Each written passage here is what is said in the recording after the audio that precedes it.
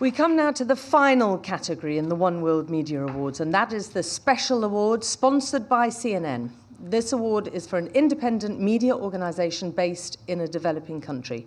As we know, the landscape is changing for journalists. It's hard enough for those looking in at events. It's harder still for journalists who are living those events every day and attempting to record and bear witness in often hostile conditions without the protection of global media networks or democratic governments. This year, the competition for the Special Award has been very strong. The judges narrowed it down to the 3 most exceptional nominees, all exemplifying the importance of the media in providing an outlet for local people's voices, creating a space for critical information and holding those in power to account. The 3 nominees are the Centre for Investigative Journalism of Moldova, which has been exposing and campaigning against corruption for over 12 years.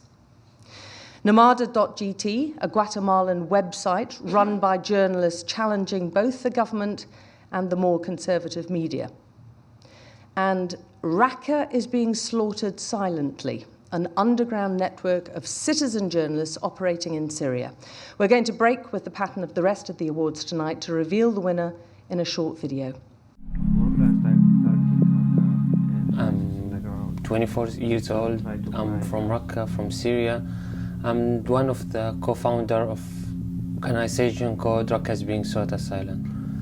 We have 18 reporters inside the city, inside Raqqa city, and our team outside, we are 10. So our team inside, they just send to us breaking news, videos, photos, and it deletes automatically from their devices. Then our team outside publish it online on social media, do the interview, write articles. We have a magazine inside the city. It's called Daba. As you know, ISIS, they have their own magazine which is called Daba. So the cover of our magazine is the same cover of ISIS magazine. So when the civilian, even ISIS fighter, will see the magazine in the street, in the city, they will think it's ISIS magazine. And then when they will open it, they will see our articles. Our father of our co-founder, they arrested his father. They told him, if you want us to release your father, give us 3 reporters. He refused, and they did 2 videos. They tied them to a tree. They were 5, then they executed him in 2 videos. But we decided also not to stop. They tried a lot to find our reporters on the ground. They couldn't catch them or find them. So they sent a guy to Turkey, to Orfat.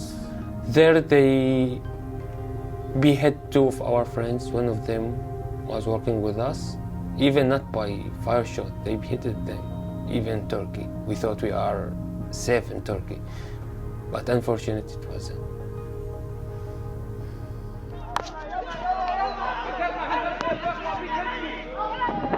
We are not fighting ISIS. We are fighting the ideology of the extremism. Yeah, our problem not only with ISIS. Maybe tomorrow or after tomorrow we'll defeat ISIS. But the problem will be with the new generation. Maybe after 10 years we will find a new ISIS from the children. So we are trying to find their ideology. We don't have weapons to find them, so we fight them online. I'd like to invite on stage Clarissa Ward, Senior International Correspondent at CNN, to present the Special Award.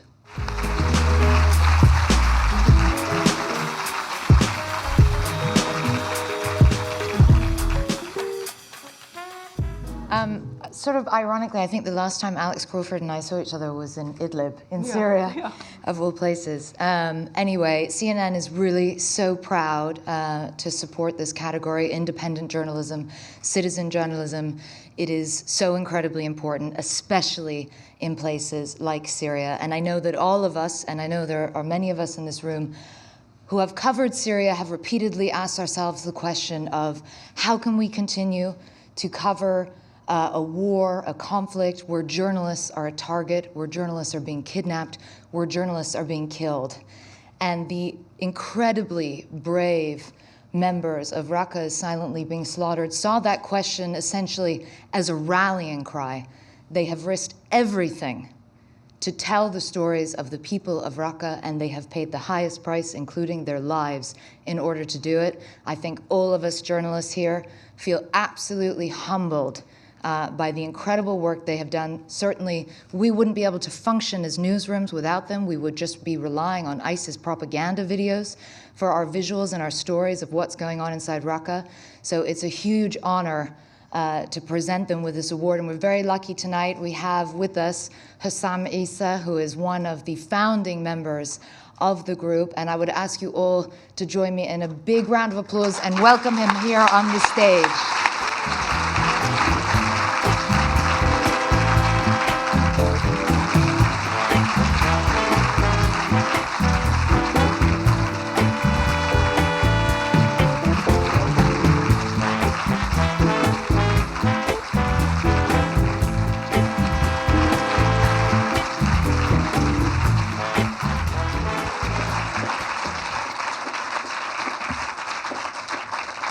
Thank you.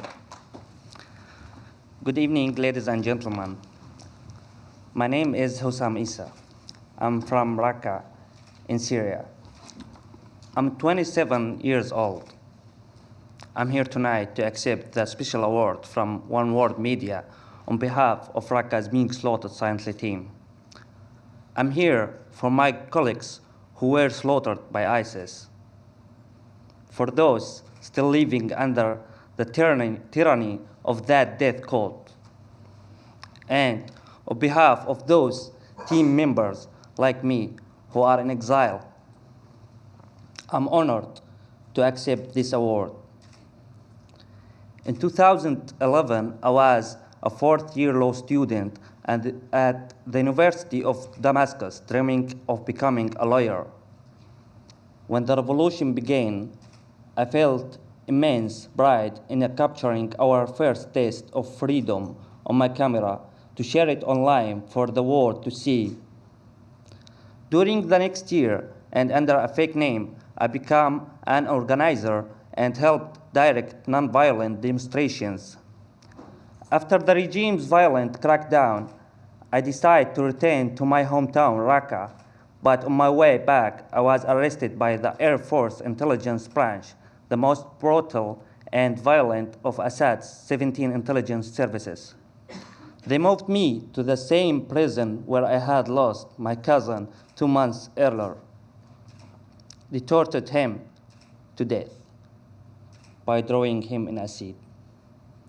I was tortured for the next 2 months. I was hung from the roof with a rope. I was burned with cigarettes. I was sleep deprived and degraded. They tormented me by assuring me that I would not be allowed to leave the detention center alive. Luckily, my family was able to get me released by preparing the officer of charge of my prison with a large sum of money. By 2013, Raqqa itself was liberated. I felt so safe that I began to work under my real name. However, by April 2014, Abu Bakr al-Baghdadi had proclaimed his so-called Khilafate, and the real problems began. He banned the work of all activists and forbade anyone from filming in our area without their authorization. In June 2013, I filmed a young man who had been flogged by ISIS and published the video.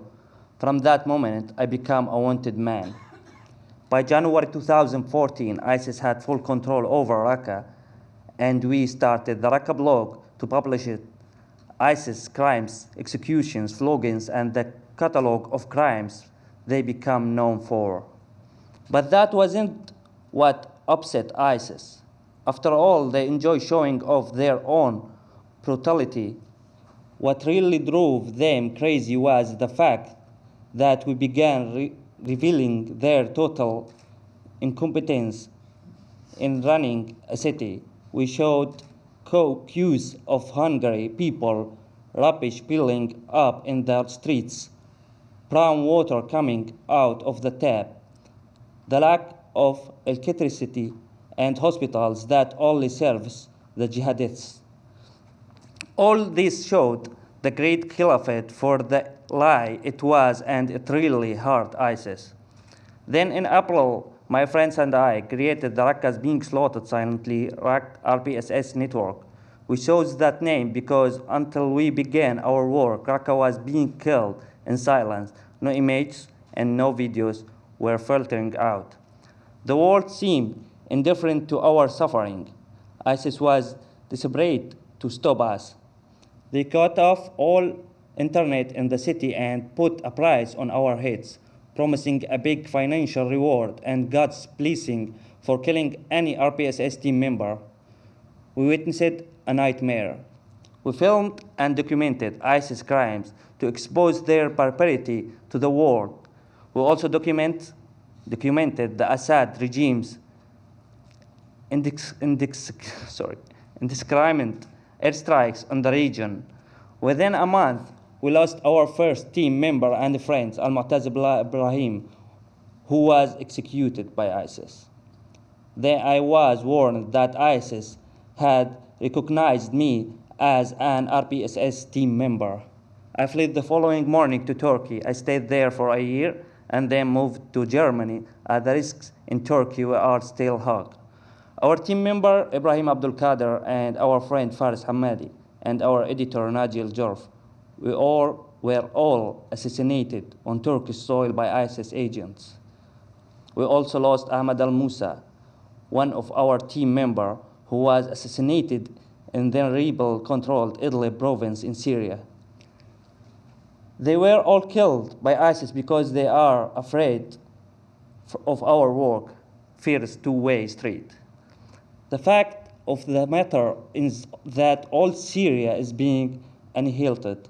For all its barbarity, ISIS hasn't killed 10% of the lives claimed by the butcher of Damascus, Bashar al-Assad, a man who dared gas Syrians while the world watched on.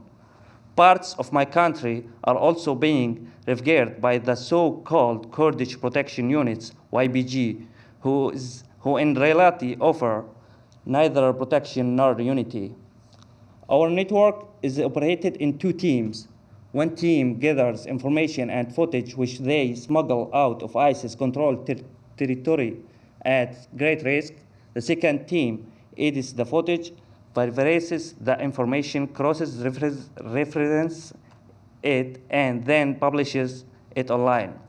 We are not only a media operation, we are first and foremost ordinary Syrian citizens who took upon ourselves the responsibility to resist the criminal death cult of ISIS and Assad's killers. We believe in the values of democracy, human rights, and above all, the honest human life. We bear witness to the world. We are like anyone of the planet. We want to be free and prosperous and to live in the dignity.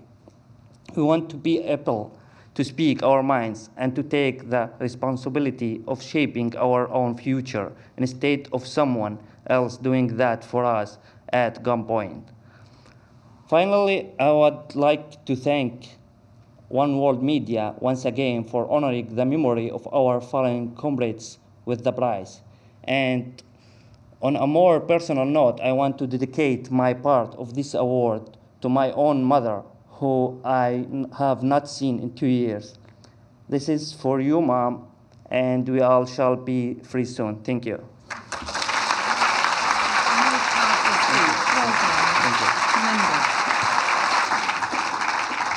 Well, we definitely can't top that. I think that was the most humbling speech I've ever heard.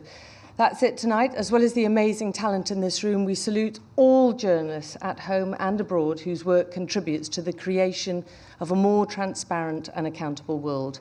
Ceremony is now over, but please join us all in the David Lean Room to enjoy some puddings and toast our winners. Thank you. Good night.